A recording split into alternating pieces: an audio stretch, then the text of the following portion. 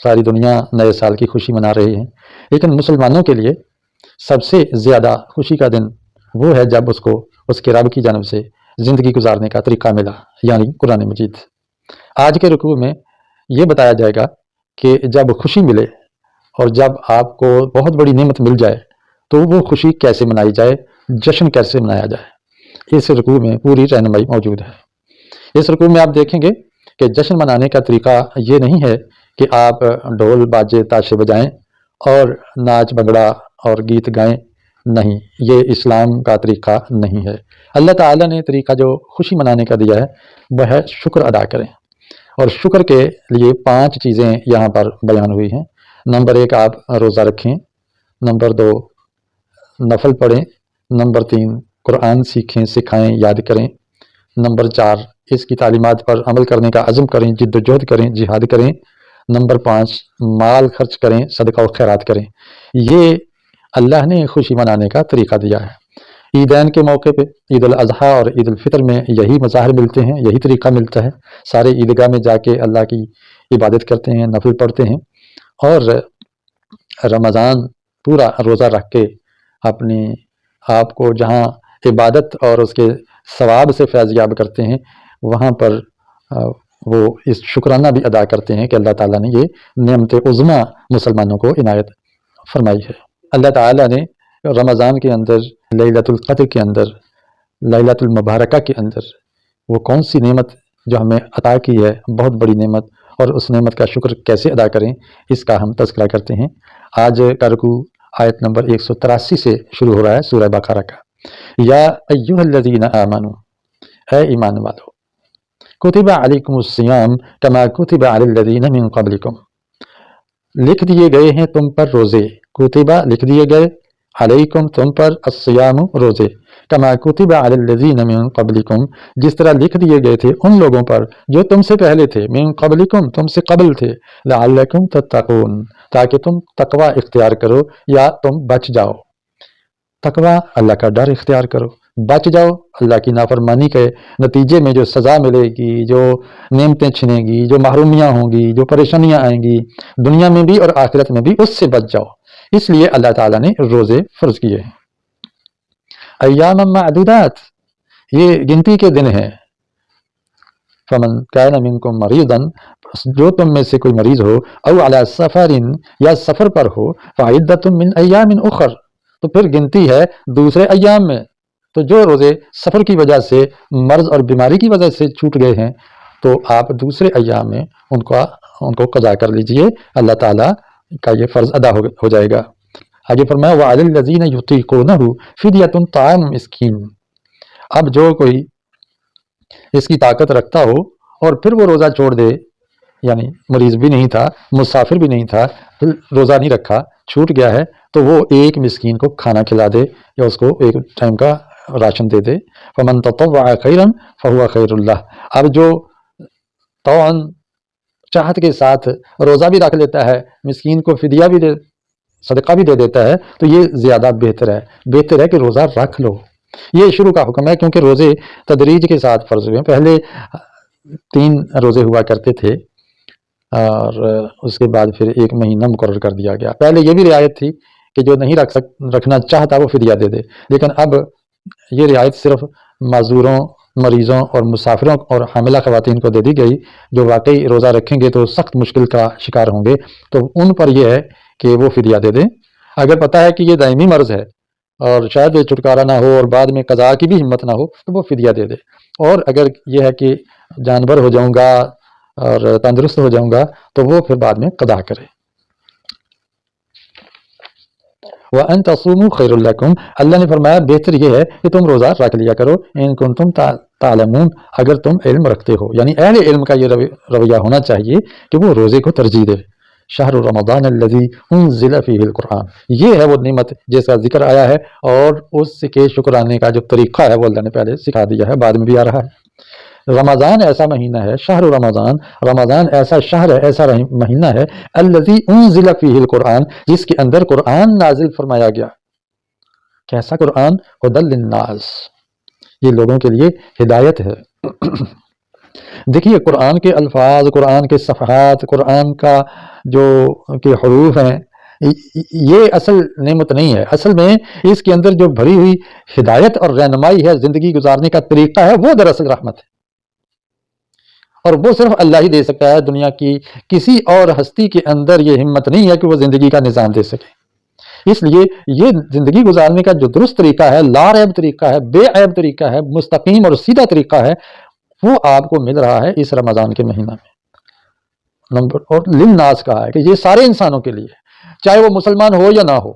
جو بھی قرآن کے دیے ہوئے ضابطے کو اپنے ملکوں میں نافذ کرے گا، ریاستوں میں نافذ کرے گا، اور جتنے فیصد کرے گا اتنے فیصد وہ دنیا کی مفادت سے فیض یاب ہوگا، دنیا کے فائدے اٹھائے گا. امن کی جو پالیسیاں قرآن نے دی ہیں وہ اپنائے گا تو امن مل جائے گا. خوشحالی کے جو طریقے قرآن نے دیے ہیں اس کو اپنائے گا تو وہ خوشحال ہو جائے گا. ہدی للناس. اور یہاں اس سے رہنمائی لے کے کائنات اور انفس و آفاق پہ غور و فکر کر کے جو ایجادات کرے گا، سائنسی میدان کے اندر آگے بڑھے گا، اس میں کامیابیاں مل جائیں گی. کہتے ہیں کہ جتنے بھی مجیدین ہیں، سائنسدان ہیں، ان کی لیبارٹریوں میں اور لائبریریوں میں قرآن مجید سر فہرست ہے. ہدی للناس وبینات من الہدی والفرقان. اور ہدایت میں سے بین رہنمائی اس کے اندر موجود ہے، اور فرقان ہے، حق اور باطل میں، صحیح اور غلط میں فرق کرنے والی ایک کسوٹی آپ کے سامنے آ گئی ہے.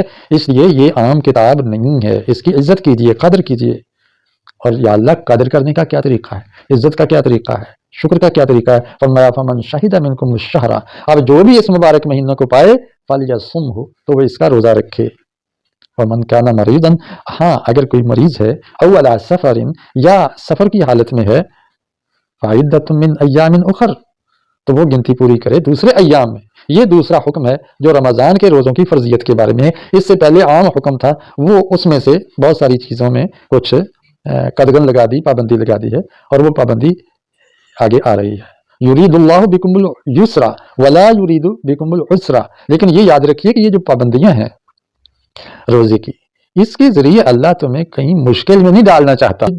فرمایا کہ یرید اللہ بکم الیسر، یرید اللہ بکم الیسر، وہ تمہارے لیے آسانی کا، یسر کا، میسر ہونے کا ارادہ رکھتا ہے. ولا یرید بکم العسر، وہ نہیں ارادہ رکھتا ہے کہ تم عسرت اور مشکل میں پڑ جاؤ. وَلِتُكْمِلُوا الْعِدَّةَ، اور تمہیں چاہیے کہ تم گنتی پوری کرو. وَلِتُكَبِّرُوا اللَّهَ، اور جب گنتی پوری ہو جائے، 30 روزے ہو جائیں یا 29 جتنے بھی آتے ہیں ایک مہینے میں، وہ روزے جب ہو جائیں تو پھر اللہ کی کبریائی بیان کرو. اللہ اکبر، اللہ اکبر، لا الہ الا اللہ، اللہ اکبر وللہ الحمد. اللہ کی حمد کرو، کبریائی بلند کرو. علی ما ہداکم، اس طریقے پر جو تمہیں نبی علیہ السلام کے ذریعے رہنمائی فرما دی گئی ہے. وَلَعَلَّكُمْ تَشْكُرُونَ، تاکہ تم شکر گزاری اختیار کرو. یہ ہے شکر کا بہترین طریقہ. یہ ہے مسلمانوں کا جشن. روزہ، نماز اور اللہ کا نام بلند کرنا، اپنا نہیں اللہ کا نام بلند کرنا. وَإِذَا سَأَلَكَ عِبَادِي، اور کیا شکر کا طریقہ ہے؟ دعائیں کرنا. وَإِذَا سَأَلَكَ عِبَادِي، جب میرے بندے آپ سے پوچھیں، عنی، میرے بارے میں، فَإِنِّي قریب، ان سے کہہ دیجئے کہ میں قریب ہوں. یعنی دعا کس سے کریں؟ اللہ سے کریں. کیوں؟ وہ قریب ہے. یا اللہ، لوگ تو واسطے اور وسیلے تلاش کرتے ہیں. فرمایا کہ نہیں، میرے لیے واسطوں اور ذریعوں کی کوئی حاجت نہیں ہے. میرے قرب کا ذریعہ یہ روزے ہیں، یہ نوافل ہیں، یہ تلاوت ہے، یہ نیکی کے کام ہیں، صدقہ و خیرات ہیں. اس کے ذریعے میرے قریب ہو جاؤ اور مجھ سے مانگو، میں تمہیں دوں گا. اجیب دعوت الداعی، میں جواب دیتا ہوں اس کا، پکارنے والے کی پکار کا. اذا دعانی، جب بھی وہ مجھے پکارے. فلیستجیبوا لی، بس تم میرے لیے استجاب کرو، لبیک کہو میری پکار پر. ولیؤمنوا بی، مجھ سے دعائیں کرنے کے بعد مجھ پر اعتماد بھی کرو، ایمان بھی رکھو مجھ پر کہ دعائیں قبول ہوں گی. بعض اوقات انسان کہتا ہے کہ دعائیں بڑی کر کر کے میں پوری زندگی تھک گیا ہوں، میری دعائیں قبول نہیں ہوتی. نہیں بھائی، دعا اللہ سے ہو اور قبول نہ ہو. ہاں، قبولیت کے انداز اللہ تعالیٰ کے مختلف ہیں، جس کو ہم نہیں جانتے، اللہ جانتا ہے. بعض اوقات اللہ تعالیٰ ہماری منہ مانگی مراد دنیا ہی میں فوری دے دیتا ہے. بعض اوقات وہ نہیں دیتا لیکن آنے والی مصیبت کو ٹال دیتا ہے. اور اللہ وہ چیز نہیں دیتا کیونکہ ہو سکتا ہے کہ ہمارے نزدیک وہ اچھی ہو لیکن اللہ کے علم کے مطابق وہ ہمارے لیے بری ہو. کوئی بھی چیز جو ہم مانگتے ہیں منہ مانگی، ہو سکتا ہے وہ ملے تو ہم مشکل میں پڑ جائیں. رب کہتا ہے مجھ پر اعتماد رکھو، دعائیں قبول ہوتی ہیں۔ اگر دنیا میں یہ چیزیں نہیں بھی ملتی ہیں تو آخرت میں ذخیرہ ہو جاتی ہیں، اور انسان جب پہاڑ جیسے بلند و بالا انبار دیکھے گا نیکیوں کے، اجر کے، ثواب کے، تو بندہ پوچھے گا کہ یا اللہ یہ کس کا اجر ہے؟ اور میں یہ تیری وہ دعائیں ہیں جس کو میں نے دنیا میں آپ کے لیے قبول نہیں کیا، آخرت کے لیے ذخیرہ کر دیا تھا۔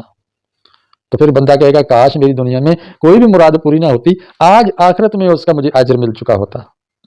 اندازہ کیجئے، وَلْيُؤْمِنُوا بِي، مجھ پر اعتماد رکھو، لَعَلَّهُمْ يَرْشُدُونَ، شاید کہ وہ راہ پا جائیں، رشد و ہدایت پر آ جائیں، سمجھ جائیں۔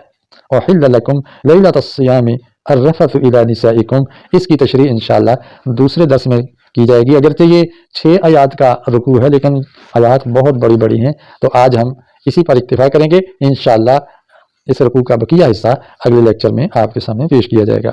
اللہ تعالیٰ آپ لوگوں کو خوش رکھے۔ میں پھر ایک دفعہ گزارش کرتا ہوں، یہ نیا چینل ہے، اس کو فروغ دیجئے، اور یاد رکھیے کہ اس کے ذریعے کوئی کمائی مقصود نہیں ہے۔ یہ چراغ جل رہا ہے، اس میں تیل اگرچہ ڈلتا ہے، خرچ ہوتا ہے، لیکن اللہ کی توفیق سے وہ ہوتا رہتا ہے۔ آپ اگر اس میں کنٹریبیوشن کرنا چاہتے ہیں تو وہ آپ کی اپنی ہمت ہے، تو اس کا سب سے بہترین کنٹریبیوشن یہ ہے کہ آپ اس کو سبسکرائب کر کے اوروں کو بھی شیئر کیجئے۔ اللہ تعالیٰ میرا اور آپ کا حامی و ناصر ہو۔ السلام علیکم ورحمۃ اللہ وبرکاتہ۔